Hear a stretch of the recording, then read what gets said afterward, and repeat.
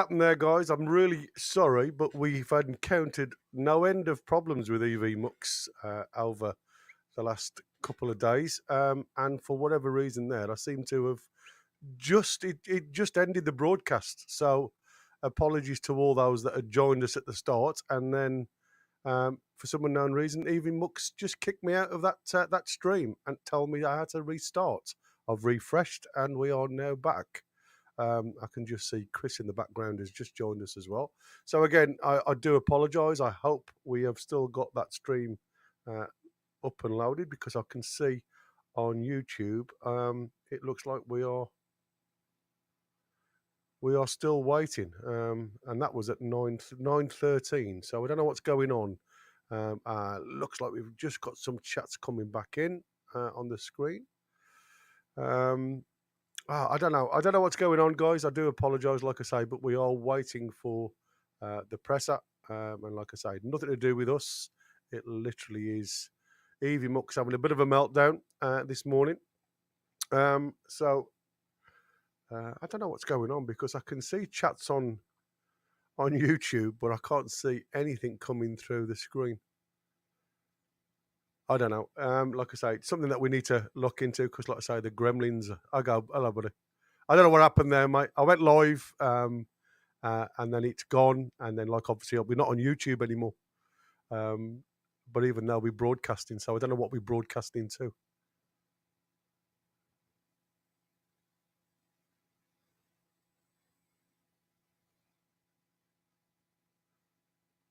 Yeah.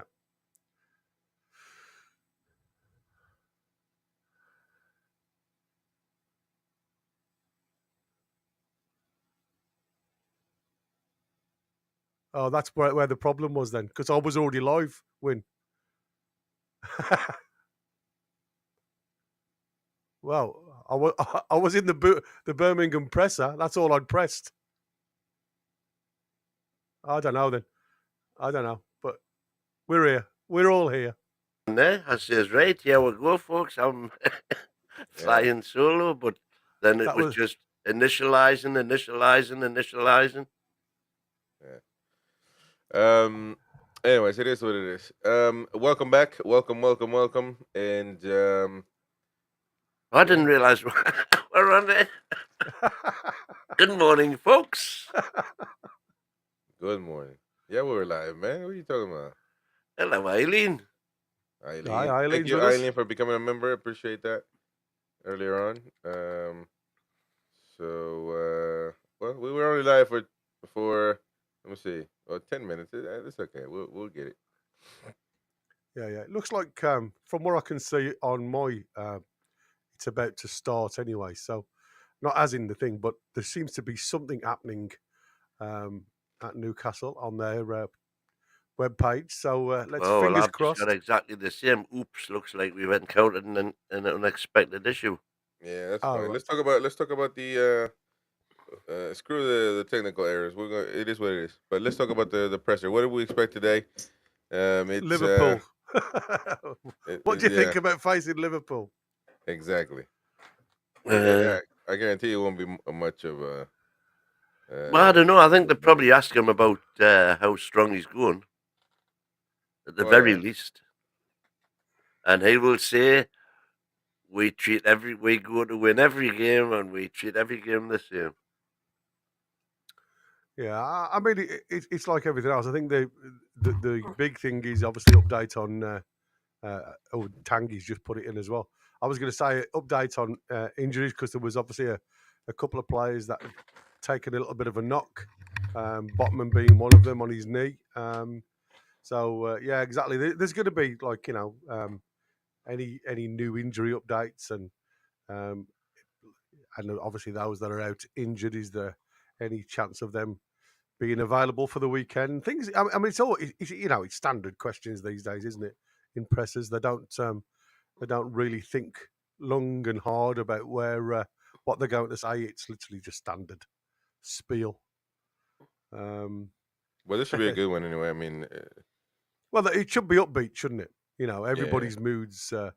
But it was an interesting chat we had yesterday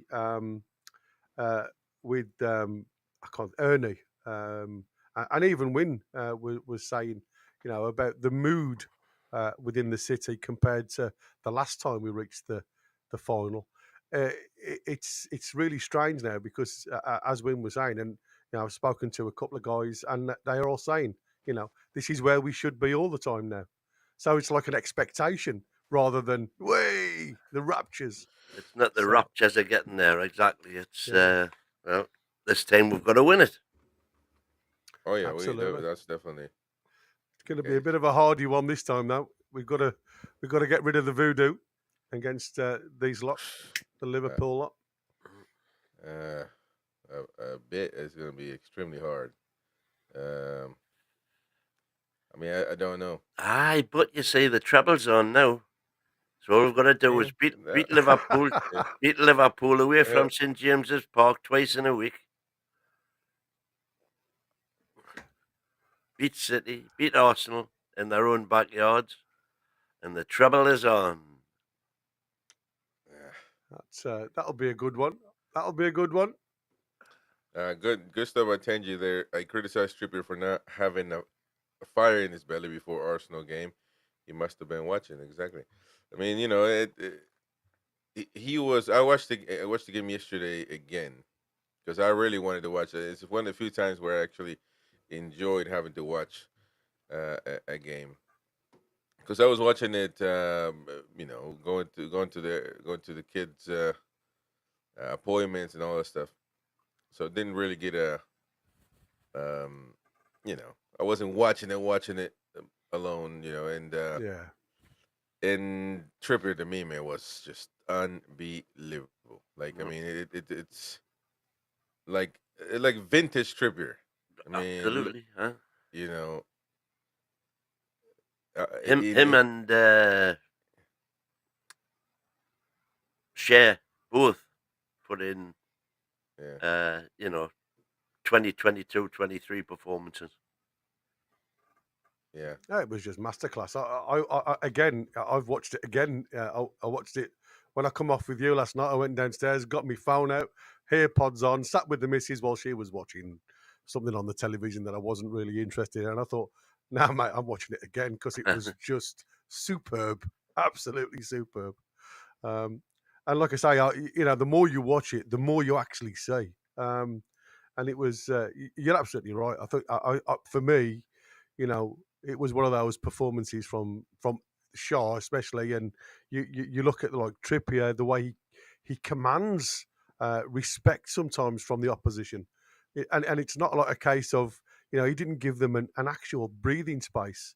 Trossard was trying to do a one on him, and he was just having none of it, and that to me speaks volumes for the rest of the team because, like I say,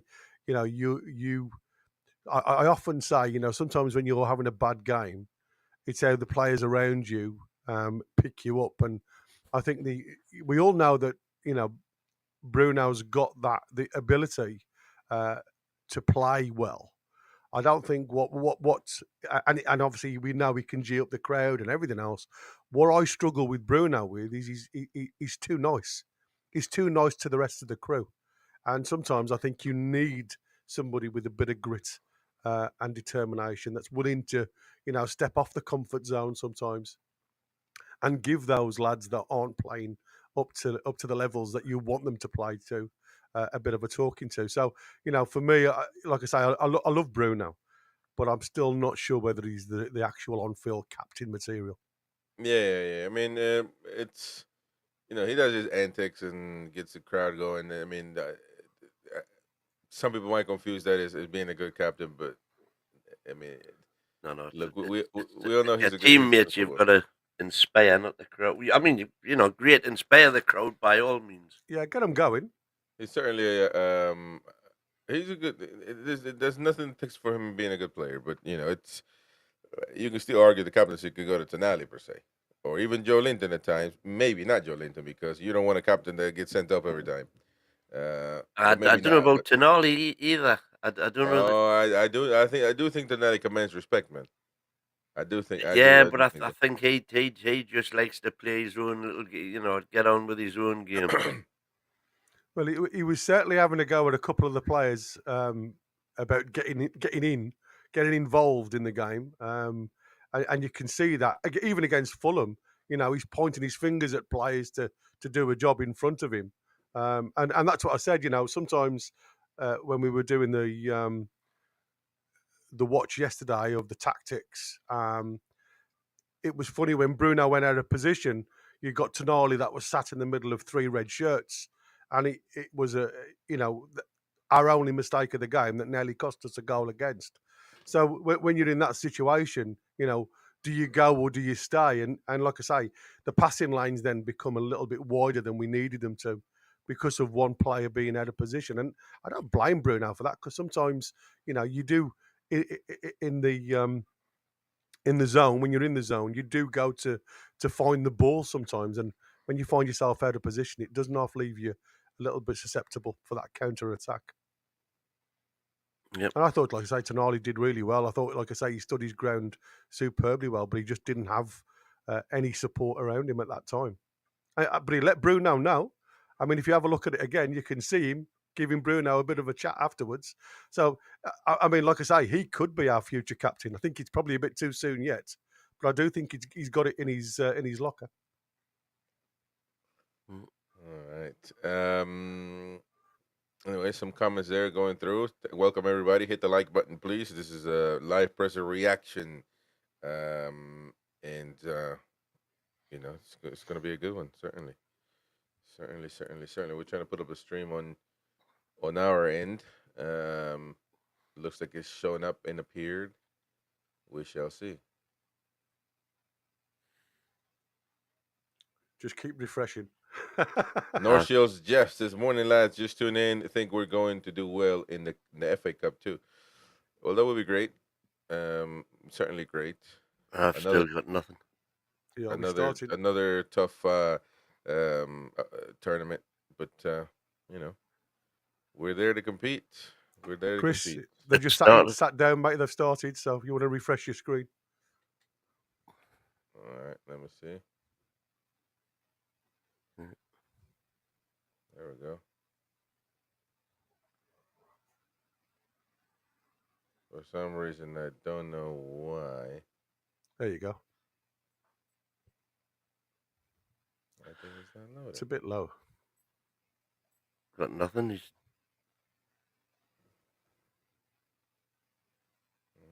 Why is it not loading?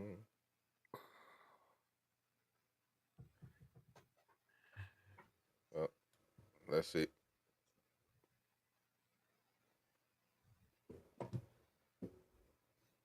Final, but I think the Liverpool game is a mouth-watering. For some reason, the thing is not.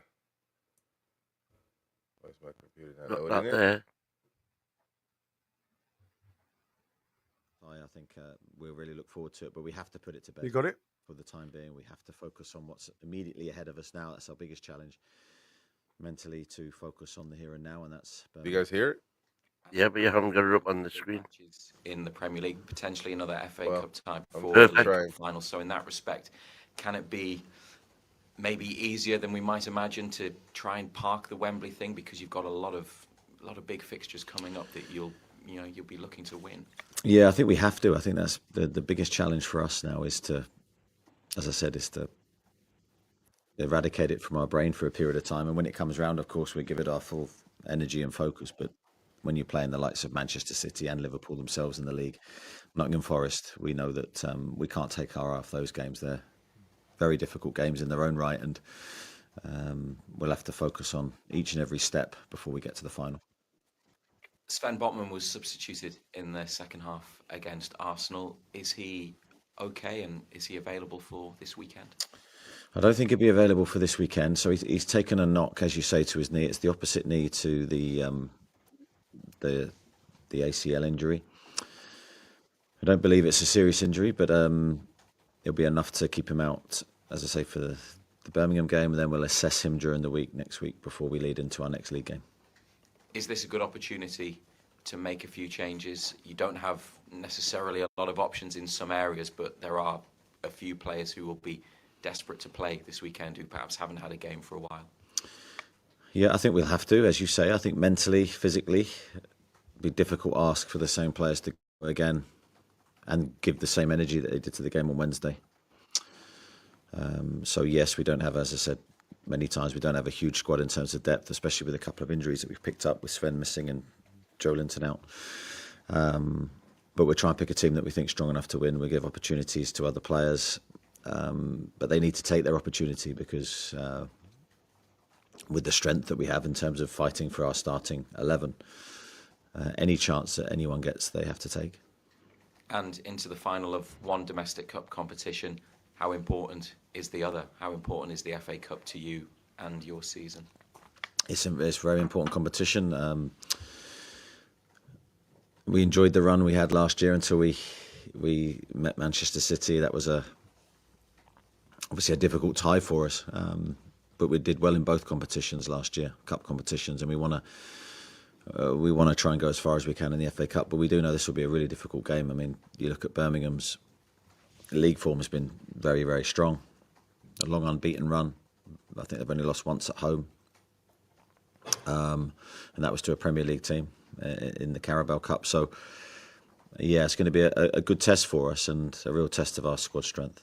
Finally, on Birmingham, can you take us back to 2014 when you took Bournemouth there and won by 8-0? What do you remember about that day and that huge victory that you had? I think I remember, if I remember rightly, they had a man sent off early in the game, which made it very difficult for them. And it was one of those days where everything we hit seemed to go in. Of course, good memories from that. But I think every time you go to Birmingham, or every time I've gone to Birmingham, you realise the size of the club. It is a huge football club with a brilliant support base. So I think it's a really good ground to play, and I've always enjoyed the atmosphere there. We respect them, and Chris Davis has done a brilliant job going in there and building a team that looks like it's ready for promotion back into the Championship. And a great club. Thank you. Nisha? Morning, Eddie. Morning. I just wanted to ask how Callum Wilson has responded to being involved in the game midweek. Yeah, he seems fine. I think Callum, very, very confident about his body at this moment in time. I think he's gone through several things slightly differently this time around in his recovery. He's done a lot of work. You know, he's trained very hard for this moment. He's got a lot of miles behind him, so he feels robust. He feels strong, and I think in his eyes, feels ready to start games and impact the team and play to his full potential. So fingers crossed, his body responds in a positive way. You've talked there about rotation for this game and needing to make some changes physically and mentally. We've talked a lot about Nick Pope and Martin Dubravka, and obviously Nick Pope's back from his injury. Is this potentially a good opportunity for him to get some minutes again? Yeah, potentially. I don't necessarily want to tell everyone my team, but I think we will use the game to share some of the load. Some of the lads have played a lot of minutes, and I don't think you can always measure the mental fatigue. You can measure the physical fatigue, but the mental fatigue is just as important, especially for a lot of our players of younger guys who have played in a lot of big games in a short period of time. But then the guys that come in need to see it as an opportunity, and they need to grab it, and I'm sure that will be the intention of everybody within the squad. We talked a lot about the emotion last time surrounding making the final of the League Cup. Thomas Frank said he gives his players 24 hours to kind of enjoy a good victory. Do you do something similar for your team so that, you know, they can enjoy it, but then switch off, be focused for the next challenge? Yeah, I think I wouldn't say I have a hard and fast rule for it. I think I like to live in the emotion slightly, so whether that's positive or negative, I'm talking about my own personal response. If it's a negative emotion, then I look to try and learn from it and try and see all the lessons that is trying to teach me, and then from the positive, try and cut through that really, and again try and analyse it from a football perspective rather than just the emotion, because sometimes the emotion can be misleading. Brian, behind actually how you've behaved. Sorry, not how you behaved, how you performed. So it's trying to cut through the emotion and actually see the reality. And sometimes it's not as bad as you think negatively, and it's not as good as you think positively. So I just try to stick to the football, really. And just finally, have you allowed yourself that moment to kind of visualise potentially lifting that trophy? No, I've not really thought too deeply on it. I think I've very quickly realised after the game on Wednesday that the size of our task for Saturday, because it's more of a mental challenge, I think, to recover the players, to refocus our energy, and to see the game like we need to see it. We need to see this as a really big challenge, and we need to rise to it, because if we don't, this could be a really difficult FA Cup game for us. So I can't live there too long in terms of going somewhere else. It's very much now about back to work very, very quickly. Thank you. Thanks, Thank you. Nisha.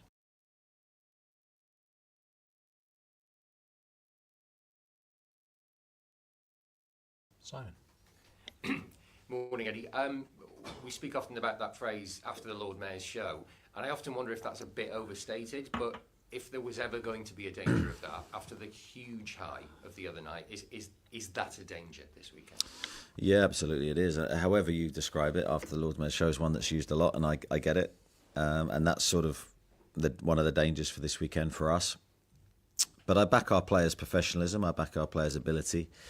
And I have to say, we've been involved in so many big games now that yes, the highs are high. Of course it is after Wednesday. We can't pretend that doesn't exist. But I think hopefully the players have become more used to then returning to work and then going, right now, how do we win the next game? And then that's where we have to live. We have to be the type of team that can adjust its sights very quickly and be very proud of our levels of performance and our levels of motivation to go and win the next game.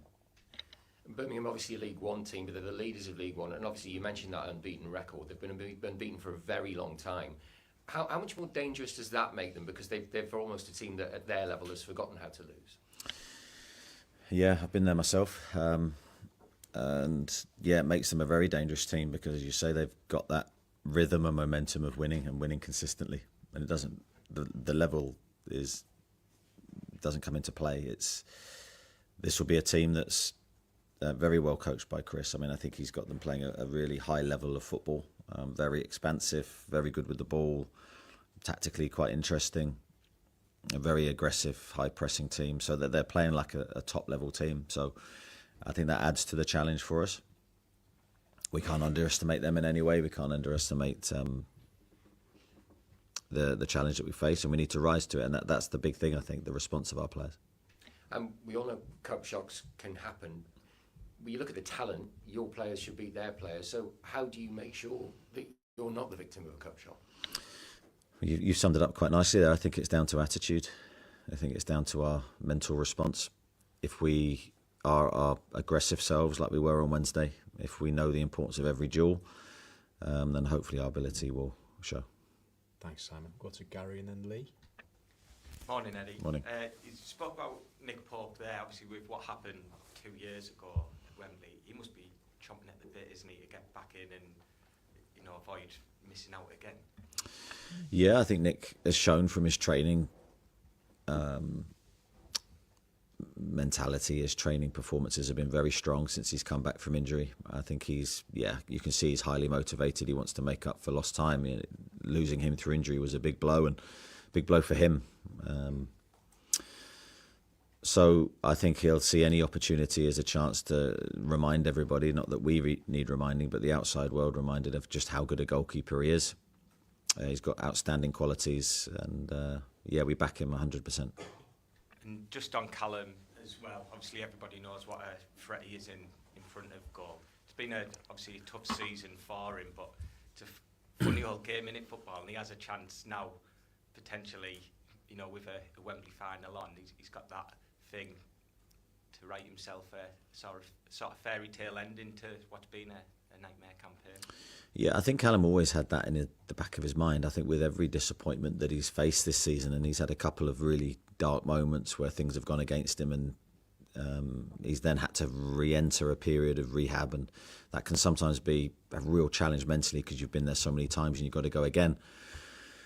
But I think he's always had a positive outlook. He's always had something on the horizon that he can target, and I think in part us still being involved in the latter stages of the Carabao Cup was one of the targets for him. Of course, doing well in the league, and he is. Be changing, haven't you even thought about it yet? I think we will be doing things slightly differently, but not so much towards a superstition viewpoint. I think I've said before, I was more superstitious as a player. I think as a manager that you sort of, well, I tend to look at things slightly differently now. Fate will take its course, but as long as I prepare the team as well as I can, I'm quite content with not thinking it's because I've walked away to the car or anything like that's going to have an impact on the game. So I've become a lot more free in myself. Other people will have various things they do, and I've got no issue with that. But for me personally, I've just got to try and get the players in the best condition and then leave fate to do its work. Thanks, Gary. Lee? Eddie, how important is it that, the magic the other night of that game and the atmosphere and everything that went with it, how important is it you try and bottle as much of that up and use it for the rest of the season now? Yeah, bottling it up. If you could do that for me, it'd be great. Because we'd love a sprinkle of that in every game. I think it's very difficult to do it, but certainly some of the images, some of the passages of play, depending on what theme of the game we're looking at, we'll certainly use again. There was so much good to take from the game in terms of our attitude and how we've made good things happen off the back of a lot of hard work. So we'll definitely use that. We'll definitely try to relate back to the game again. But I think you've got to understand the psychology of that game compared to, say, the game we're going into is totally different. But there's always an angle that you can help the players with. There's always an angle that we need to look at this game, and see it in isolation and try and find a psychological edge that can help us. And the club signed a couple of young players over the window. Is the club now looking to sort of make stars rather than bring superstars in as it has in the past? Yeah, I think making stars is something that the club will do and has had a vision of doing ever since I arrived. I know there was a big push to sign some really talented younger players at the academy, and the guys in the other building can really help develop and flourish and then nurture into the first team. That's always been part of the plan. I think with PSR now that is probably more weighted to that direction as well, because if you can bring one or two gems through, it can have a massive difference and help to everything that we're trying to achieve here. But I still think there's room for signing established players. I think there has to be for where we are and the size of club that we are. So a mixture of both, really. Just finally, are you going to be tapping into John Ruddy's Birmingham knowledge ahead of this game? John Ruddy's got knowledge of most clubs. He's had a long and illustrious career, and he's played for some great teams. So we'll be speaking to him about lots of different things. But John has been brilliant, I have to say, behind the scenes. I can't praise people like John. He's come into the football club. He's fully embraced everything that we've asked him to do. He's here at youth games. He's really invested in trying to help people. Every player, I'm sure he's touched in some way and used his experience. So John's been a vital part of what we've done this year. Thanks, Lee. We'll go to Aaron, Dominic, and then Charlie. Morning, Eddie. Morning. Plenty of debate, obviously, about the stadium recently, stay or go, but the nights like Wednesday and that atmosphere, serve up as a big reminder of how good the club have got it at the minute. Yeah, I totally agree with that. I think, I'm sure for a lot of people watching that game, not connected with Newcastle, you can see, wow, what an atmosphere, what an environment to play in. I'm sure there'd be a lot of people looking at that and thinking, how can we create that atmosphere at our stadium? So we're very lucky to have the facilities that we have, the supporters that we have. But of course, there's other challenges and other things that we now need to look at as a football club and try to improve various things, as we've said before, about the importance of our income. So it's a real delicately poised decision, that, and of course I'm not making the decision, which is quite a relief really for me. I can blame it on someone else. But I think it just goes to showcase what a special place St James's Park is. And you must be so happy that a player like Kieran Trippier can come in, essentially from the cold the other night and drop a pretty much faultless performance as well. Yeah, I think Kieran showcased all his skills in that game. I think his experience was vital. It's a real calming influence on the team, but also a big voice in the team. And I think the leadership skills that he possesses are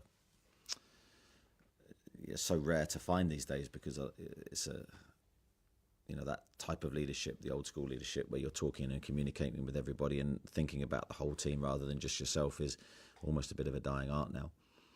But Kieran has that, and he has the big game experience in abundance. So I think he used all his skills to help us, and I thought he gave a great performance individually as well. Dominic?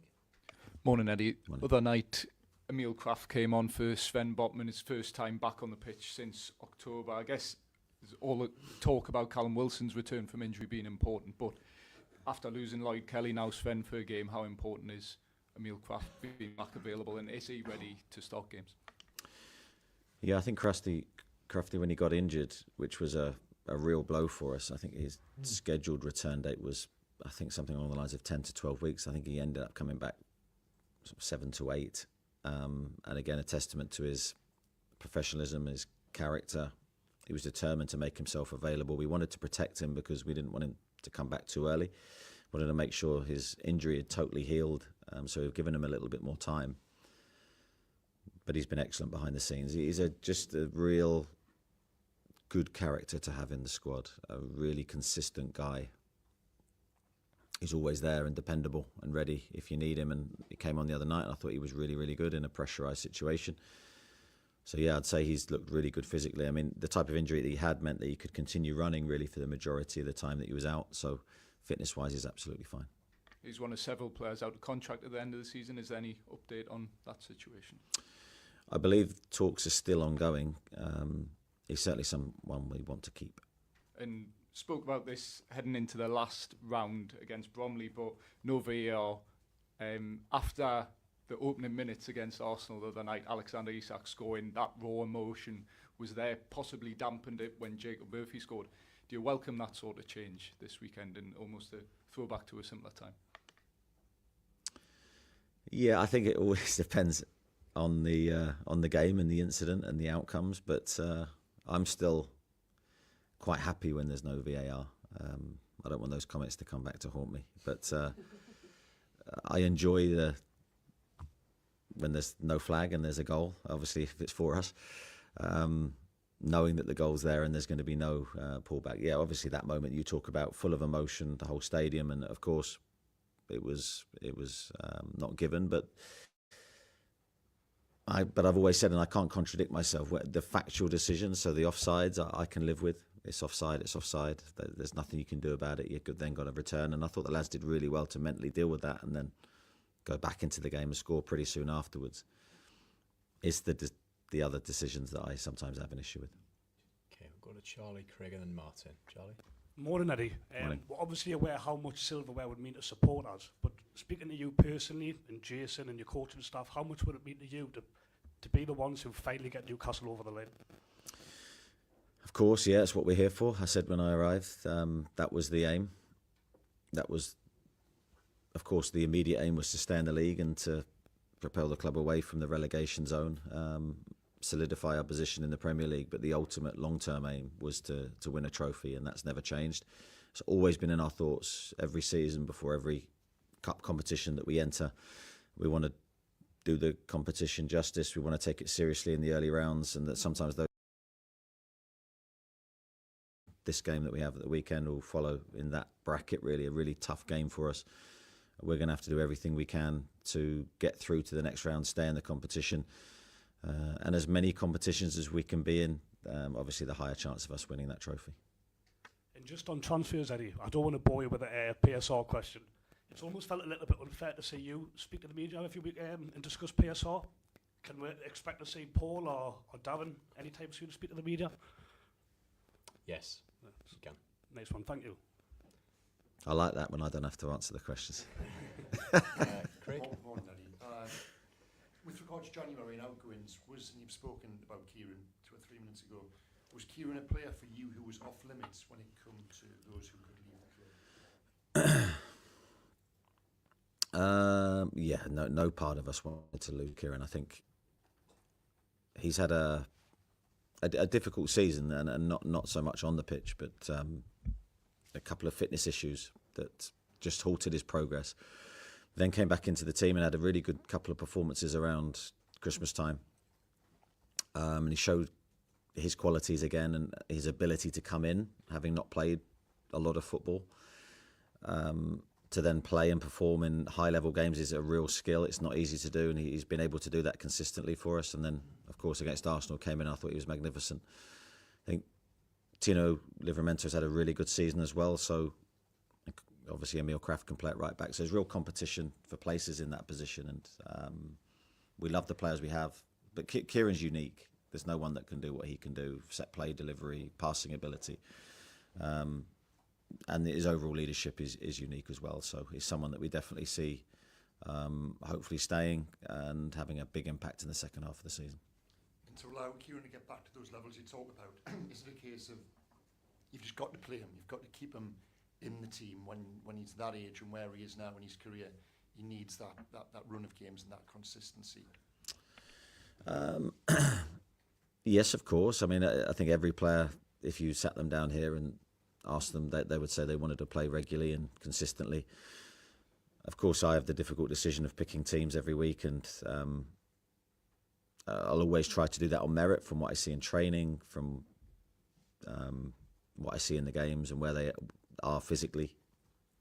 As I say, the issue with Trips has just picked up a couple of niggly little injuries, a couple of hamstring problems, and then, of course, once you get those injuries, then you've got to try and get in the routine of getting your fitness back right up to the level it needs to be to start games. But I think he physically now, for a period of time, I'd say for 6 weeks, he's looked really good. And I think that's going to be key to how he's going to play in the second half of the season. Thanks, Craig. Martin? Morning, Eddie. If Callum stays fit for the rest of the season, is he better than anything you could have found if you'd gone into the January transfer market? Without a doubt for me. If he can stay fit, he's an outstanding centre forward. He's got the experience that we would need in that position, the know-how of how we play, pace, strength, goal scorer. So yeah, we wouldn't have been able to recruit anyone close to his level, I don't believe, in this window who's ready to play. The key thing is trying to keep him fit, and of course that's what Callum wants, that's what we want, and fingers crossed we can make it happen. And on that, can you expand upon when you mentioned the dark moments that he's gone through this season? I don't necessarily think it's right for me to do that, but of course when any player gets injured and right on the eve of the season and so excited about what the season may hold, everyone's excited at the start of the season because you never quite know how it's going to go for you. To get an injury, to be out for a period of time, it's really difficult, and especially when you're not in the early stages of your career, because you know as you come to your 30s that you're not sure how many seasons you're going to have at this level beyond the one you're in. So any setback you have in that moment is, I think, even harder to take. And is there potentially still a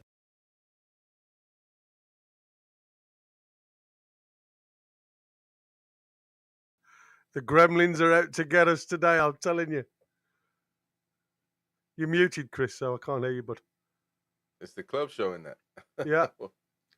They've just gone. The club will be right back. Oh, man. What are we doing? The gremlins are definitely out to get us today. What is Newcastle United doing? Well, that is. Well, I must admit, it's nice to see the tactical board with the purple circles, mate. That is quality. What was that, man? Well, we got 270 people Gary watching. will become wet dreams over that. I was excited for a minute. I thought I was going to see some lovely lines going on, but no, they cut it short. Well, what you see is what we get. That's what the club is showing right now. That we'll be right back. We will be right back. It can be a case of it's over. But we don't know. We don't know if they'll put it back on there. So we'll just wait and see. We'll wait for a second. They were talking about Callum Wilson, and it's. I mean, it's. Listen, I tell people all the time, just don't think about Callum Wilson, and you won't feel it when he goes out injured again. But yeah, I mean, when he's good, he's good. But he can never stay healthy. So what's the point in trying what doesn't work? But he's fitter than he's ever been now. Says Go on, who? Ed. Well, Well, that's because he's having like these lovely massages and stuff like that. Mm. He's probably going to the same Thai backgrounds as you are, mate. You know what? I agree with Eddie. What Eddie said, though, mate. To be fair, to try and find a like for like replacement, somebody who knows the system, who knows what the club means, and things like that. That would cost us a few quid. And if he can stay fit, what a good player to have in the background to come on and give you every opportunity to get a goal if needed. And I think that is the big difference for me. It's a case of we've relied so much on Anthony Gordon going through the middle, Asula not getting much of an opportunity, which is a shame. But we've all seen it and we've all said it. If we're reliant on Anthony Gordon going through the middle, the goals dry up, and it's not going to be us achieving what we want to achieve with him through the middle. So for me, is if we're having to rely on Callum Wilson, my fingers get crossed every time he plays to stay fit. yeah.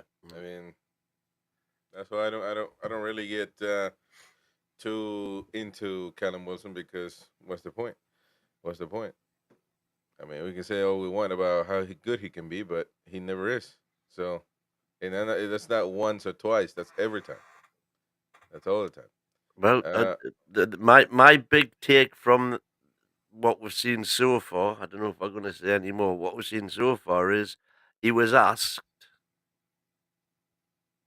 is Paul Mitchell or Darren Eales I'm gonna say something. That's interesting. gonna face the press But see, regarding listen, PSR? I'm a big, as you guys know, I'm a big studier of body language and instant reactions to see what somebody actually mean or intends to, what are the intentions. Eddie didn't speak, but No, but obviously we couldn't see on camera, but obviously the press secretary who sits next to him exactly. So had gone, yes. And then he said, great, I don't have to say anything. Yeah. So, but that's what I'm analyzing, how quickly and in a hurry the press secretary comes in and avoids or stops Eddie from answering that, and immediately answers for himself as in yes. To me, all of that seems a bit dodgy. I mean, obviously, Eddie can't say, I mean, he doesn't know if they're going to come out and talk. So why would it, what would he know? Obviously, right? But it's just something there that doesn't click with me. Yeah, I understand what you're saying, Chris, but for me, if you get, and we've seen this with other clubs, when you've got boardroom members constantly on the back of the head coach or manager, as it used to be, and getting involved, what that does is take the emphasis away from the head coach's job, which is to get the team ready for the next game. And the problem is, during these periods of time, there is such a short window. As Eddie said, you can get euphoric in the moment, but that euphoria can't last because his focus has to go then to the next game. And there's a point of me saying, how much would Eddie know of what's being said in the background, type of thing? You know what I mean? And I'm not so much, criticizing Eddie or anything like that. I mean, like I said, he wouldn't know anyway. I mean, how would he know? Yeah, if exactly. they're going to come out and talk. But just the knee-jerk reaction of the press secretary to go in there and say yes, without even explaining. Because if he knows yes, then he might know that something else might. How does he know he's going to talk? How does he know he's going to come out and say something? Or he should? That's why he should answer immediately if asked. It almost felt like he was ready for that question. It felt like if he was told, if anybody asks, don't let Eddie say nothing and say this. It's And not what's like wrong with that? You're not going to see Paul Mitchell talk at all. You're just trying to. Yes, he's going to come out and talk. Let's move on to the next question. And Yeah, well, yeah, but then the next press conference, he's going to be asked again. You said he was going to come out and talk. When's he going to come out and talk? well, that could No, have been today. I think that suggests to me that there's going to be a statement imminently. That could have been today. You think so? Well, we shall see then. But I tell you what, you're gonna have to wait. My advice to you is to wait sitting down because your legs are gonna hurt waiting. I see this. I've been around the block too long, man. You live on fantasy land. I think I've been around the block a bit longer than you are. Well, listen, yeah, I know that is true in a sense, but you live on fantasy land, man. It's Paul Mitchell is not coming out, and I have an issue with that. I have an issue with them not talking. Darren Neal's not talking. Darren Neal seems to be a nice lad when he's out and about, but there are big questions to be answered because you know what's happened. Nobody asks. Everybody in football lives in the moment. Nobody's talking about no signings. Nobody's talking about none of that. Eddie Howe once again and the players are bailing these people out week in and week out. We beat Arsenal. Nobody talks about the lack of signings or how we sign anybody. That still hasn't changed. We still have had 3 windows with no signings, but nobody talks about now anymore because we're in the final. And if we win the cup, nobody's gonna win. Nobody's gonna talk about that. That doesn't make that what happened before is right. But the question today proved that you're exactly wrong with that because they are talking about it still. Who's talking about it? One guy came up with a question, which was a great question, by the way. But nobody else is talking about it. Fans are not talking about it. Everybody moves on with because if Eddie Howe had lost and bottled the final against Arsenal at home, everybody would be killing Paul Mitchell, obviously Eddie and the players, but everybody would be talking about the like signings. Everybody would be talking about all of that. So we can agree that Eddie Howe is bailing these people out week in and week out for months. Yeah, exactly. So Newcastle Clip says we aren't talking about it because it's irrelevant. Just as half of the questions being asked, about Eddie Howe's if he's drinking orange juice or Coca-Cola in his breakfast, or what he's going to do in 10 years. No, well, I think as we suspected today, most of the questions were extremely relevant. Kraft coming back, the game that Trips had, Pope potentially coming back, any injuries, Botman, what's the situation? So strangely, the questions that were asked today for a change were all very relevant. Is he going to make many changes, etc., etc., etc.? I thought compared to recent presses, it's been a good one. Mm-hmm. Yep. Well, it doesn't look like they're going to come back at all. So I think they pressed the button. They pressed the button and just ended it. So what other stuff was he asked that you guys? Well, from the start, it was we now know you've got Liverpool in the final. It's a great game lined up. Liverpool did what they usually do at Anfield. Really good performance. Whoever we're going to face, it was going to be a big task. We look forward to it, but we'll have to put it to bed. That's our challenge. We'll have to park it. The biggest challenge is to eradicate from our brain for a matter of time.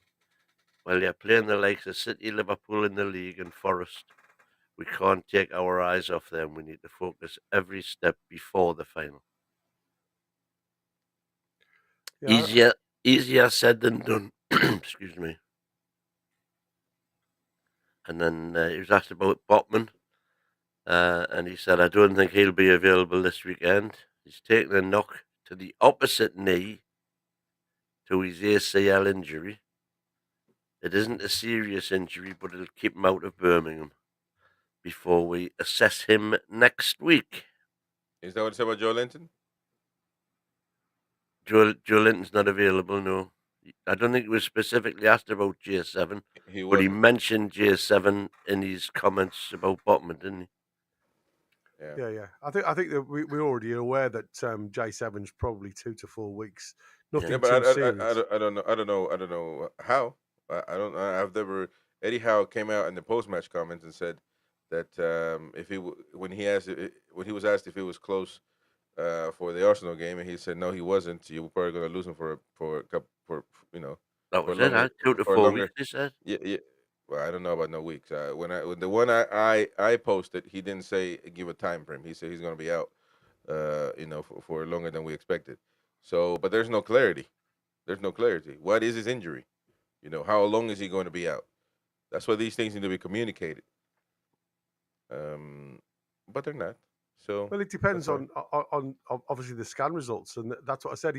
It was on social media. I don't know. Like I said, I don't know how true the post was, but he was seen as specialist in London, and it depends on obviously what damage he's got behind the kneecap. If it's jarring, if there's some swelling there, if it's a bruise to the tendon, and like I say, the biggest concern for me was it was on the same knee that he had the tendon rupture. So it was a case of that's still an issue, and that's why the concern with Botman when he was limping.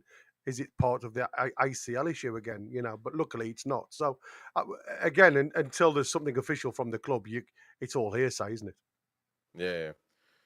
Exactly. So we don't know what's going to happen. What's happening with Joe Linton? Certainly, he's going to miss this game by common sense, and then we'll see. I guess what happens against. We'll go get back on the league against Man City, I believe. So is that going to be at the Etihad? Yep. Yeah. So yeah, that's going to be a big one. Liverpool away, Forest away, City away. Nice little running game. Nice little run. That's what I said. We said though at the start of the season, mate. February was the tough month because depending on where you are, it's going to frame. Well, we weren't thinking about Forest being top 3 at the time. No. Let me see. And about the team and rotation, he said we'll have to rotate. This is a bit that I would have went back at him with. It's difficult to ask players to go again and give the same energy as they did on Wednesday. And then he went on about mental energy as well as physical energy. We don't have a huge squad, but we'll try to pick a team that's strong enough to win. Those players that come in need to take their opportunities. Any chance they get, they have to take. So, be interesting to see. I'm not sure if Gary's aware that we ended up doing the Birmingham preview at 2:30 this morning. Oh, bless you. By the way, the preview is going to be coming out at what would be 4:30 in the morning. Would be 10:30. 10:30 in the morning. I think it's 10:30, right? Yeah, it would be 10:30 for me. So it'll be straight following this. So literally after this, you guys get redirected to watch the preview. Just a small preview, nothing crazy, but give it a like and enjoy it. And then after that, what is after that? I just thought I had. Oh, I will put up the after that. We'll put up the video of Eddie Howe's presser clips. With the good questions and all of that. I do agree that there was certainly good questions. Or the good questions only come out when we win, though. That's a problem. And when we lose, they talk about the Sahara Desert, like Jordy Dan was talking about. So that's my issue, See, not everything is great when you win. That's the problem. People just live in La La Land like Mighty Win, saying that everything is perfect. There are things enjoy the moment, for God's sake, man. That's got to do with being a fan. The match is over. We expect you. Did you see me after the game? You need to go watch the match reaction. You would have enjoyed it. But now I got a job to do. I wake up at 3:30 in the morning. Actually, 3 in the morning to do a job, not to funny around. And so we got to ask certain questions. When that's the thing with you, we got to ask certain questions. Some of the tough questions we got to ask. What would you have asked today? Paul Mitchell is certainly hiding, and he needs to show his face. He needs to answer the fans. Right, He and needs to that question Steve, was asked, Kevin, and Kevin. the No, answer was given. what I'm telling you is that he's not going to come out. He's not going to say a damn thing, and anyhow, he's going to have to keep answering PSR questions and transfer questions and all of that nonsense. Kevin Bell, along with other fans of the chat, have said the club and nobody needs to say nothing. They need to just be quiet. I disagree. After 3 windows with no signings, when everybody else is moving forward, you need to come out and explain to the fans because it's their money. It's their money that's keeping this club going. You know, every time you put up a shirt, it's their money that buys the damn shirts. You see what I'm saying? That's why fans need to know. That's why fans need to be involved. That's why fans need to be informed of what's going on. It's not that they're doing us a favor. Yes, PIF might own the club. It might be their company. But at the end of the day, it's the fans that run this club with their money. And so they deserve an answer. And you're not going to get it. That's the problem. Or maybe we'll see who's right or wrong. So we'll have to wait. We'll have to wait. What other things came out of this presser that you'd be interested in discussing? Well, I was happy with. I mean, I say happy, but it was interesting to hear what he had to say about Ruddy. Let me pause you there for a second because Newcastle United Clips says this. Yesterday, when you watched the preview after this, we tried to put an alternative lineup. Up front, we have no substitutes. No substitutes up front. Nobody that can play left wing or right wing because Barnes is injured. So NUFC Clip says, I would complain about no signings in 3 windows if it meant we dropped off and we're not dropping off. We're barely doing that. We're barely doing that. Look at Joe Linton injured. Now we got to play Willock. Who's coming next? Who are the midfielders that are coming next? Louis Miley, who I agree he needs time. He needs playing time. But he's still a young guy. And then you got Longstaff. Up front, you have no substitutes. None. If you want to give Murphy a time off and Gordon time off, who are you playing? You tell me who you're playing. Interested to see Willock play up there the other day on the right hand side. When Murphy come off, Willock went onto the right hand side. So I don't know whether that's something that he's been looking at. We'd heard in the past that he'd had a look at Willasula on the right hand side. So again, you're absolutely right, Chris. And we'd said this before, though, haven't we? You know, the squad is bare minimum, and losing the likes of Miggy, as much as we need to move players on, and now Kelly, what you've actually got because of the injuries is lesser to pick from. I'm trying to move on from this, but I just cannot understand the thought process. Maybe I'm just because it's 4:16 in the morning here, and I need to go back to sleep. Says money contributed by fans from attendance, merch, etc., would barely represent 10% of club's income. Are we really? How is that making sense? Who do you think is watching these games on television revenue? Who do you think? They're just robots? We just put it on there, and so just glasses of beer are watching the game. Who the hell is watching these? Who the hell is going to pubs? Who's going to buy? Who's spending over £1,000 a year, like me, on memberships to watch each different tournament? I gotta have a membership for the Carabao Cup. That's Paramount Plus. I gotta have a membership for the FA Cup. That's ESPN Plus. I gotta have a membership for the league games. Some of them, that is YouTube TV. Some of the other games, I have to buy Peacock. So who's paying for all of this? The fans. Without the fans represent 100% of the revenue. 100% of it. Win, go. Well, they're doing, because he's quite right what he's saying. On what? Actual Newcastle United fans themselves, bums on seats and merch. Did you not just hear what I said? No, because what you're referring to is the Premier League as a product. Yeah. Not Newcastle United, the Premier League as a product. So who watches these games so the Premier League can make money of it? No, you're right. It's the football fan, but the what are you talking about? That's what I'm saying. You are right, though, but you're paying majority of the money to the Premier League. I understand what Wynn's saying as well. And the commercial revenue comes because of the publicity that the Premier League gets and the advertiser. It's all about advertising revenue. That's all it's ever about. And who are they advertising it to? Well, they're advertising it to everybody who watches the Premier League. And who watches the Premier League? Well, it's a massive audience. Who watches the Premier League? Hockey fans. Don't be ridiculous. Well, then don't be ridiculous. Fans run football, man. Fans run sport. It's plain and simple. If the fan said, for one reason today, nobody in the world likes football no more, bang, broke, gone, done and dusted. So you got to respect the fans. That's all I'm saying. Plain and simple. Nothing else, nothing less. Anyways, but I'm going to go back before football became, one of these 365 days a year type of situation where there was no football on TV apart from, clips and FA Cup games. There was very little you could do. So it was more the fan that actually went through the turnstiles that supported the club. That's right. And everything else. There was because there was nothing on TV back then.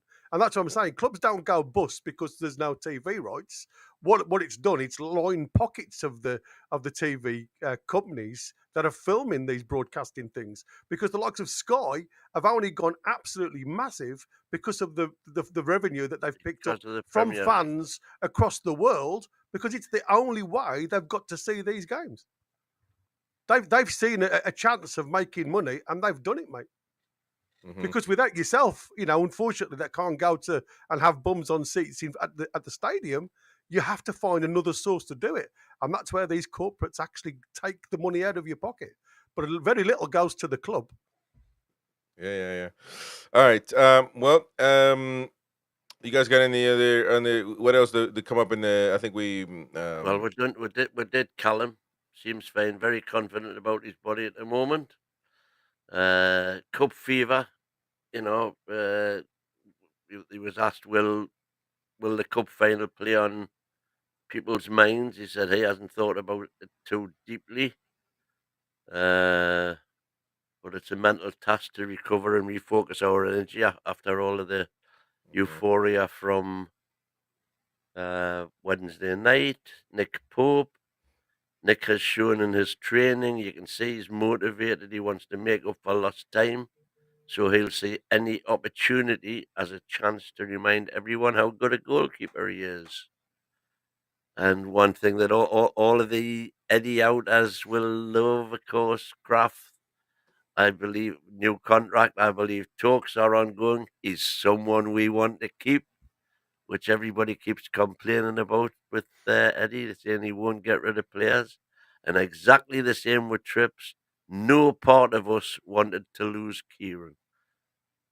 He's had a difficult season, a couple of fitness issues that halted his progress, came back into the team and showed his qualities. To then play and perform to the high level that he's doing is not easy. It's a big skill. He was magnificent against Arsenal. But he says it's great competition for that place because Tino's had a great season and Kraft can play right back as well. So plenty of competition there. That's one area where we have got a little bit of strength and depth. Yeah, I like Kraft. But that's another thing on the lack of signings. We lose Kraft, and then what happens?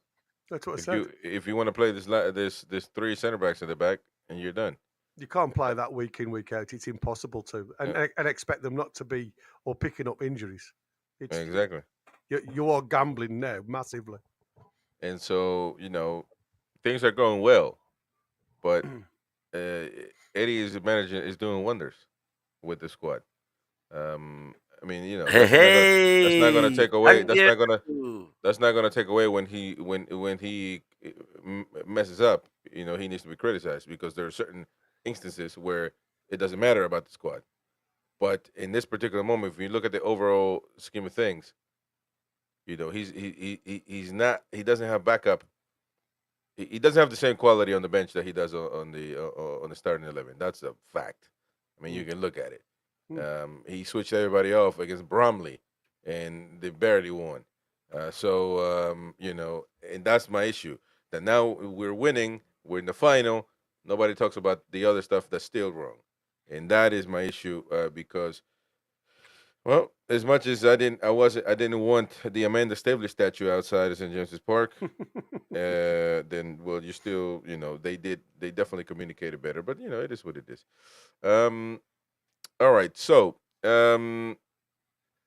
let me see. Once the preview is going live, we'll definitely we'll redirect you guys. I know Kenny was asking. Was it Kenny or Kenny asking how we redirected yet because we were arguing about the other thing. John Boy, nothing wrong with Kraft. He offers versatility and always gives at least a 7 out of 10. I really like He's an honest player, mate. Kraft. Like I said, he doesn't. There's no bells and whistles on the lad. He plays simple, and he just clears the line if he needs to. He doesn't take risks. He doesn't gamble. And sometimes, like I say, honest players are one of these. It's like how can I put it? They're never in the stars, but you're always reliant on him to come on and do a job for you. They're And I think he's a craze. Yeah, absolutely. It's so true. That is probably the best analogy you can do. He stays in the trunk. You don't see him, but when you need him, he's always there for you. Exactly. No, I like that. I like that, man. Ronald, you've gone down as 9-0, mind. 9-0? Blimey. Be a cracking one to watch. Oh man, that would probably be a record. I'd be happy with bloody 1-0. No, because I remember. Oh, you remember them 1910 games? No, it was Bournemouth, funnily enough, wasn't it? Yeah, it was. When Ted McDougall. Mickey D. Oh, 9-0. My goodness. Let us know. The old boys. That was that was the old one. Three ex-Man United players whose surnames are the names of flowers, and it was Rose, Tulip Violet, and Ted McDougall. McDougall flower. Yeah. I mean, listen. This could be who came first, the chicken or the egg. But at the end of the day, he's saying if it's fans that are paying, the city have more fans than Newcastle in order to generate the additional 400 million in revenue they receive.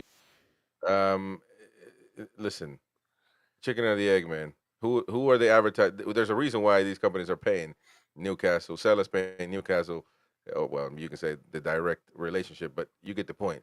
There's a reason why, because they can advertise their brand to fans, to people that will be able to buy this. Without that, it doesn't exist. That's my take on it.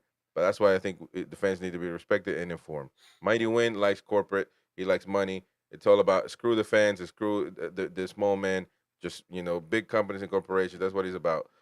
So that's fine. No problem. You'll be a good prime minister. We got to go, though, because in a few seconds. So last comment here. From the Telegraph, Premier League clubs are considering reducing the winter transfer window to 2 weeks and closing the summer transfer window before the beginning of the season. Now, that makes total sense to me. Anyways, we got to go. We'll see what happens. We're going to transfer you to the preview right now. Thank you so much for your support. Hit the like button over there as well. Please help us out and enjoy. Leave us your comment on the match preview. We will see you guys on the next one. Bye-bye. Howe.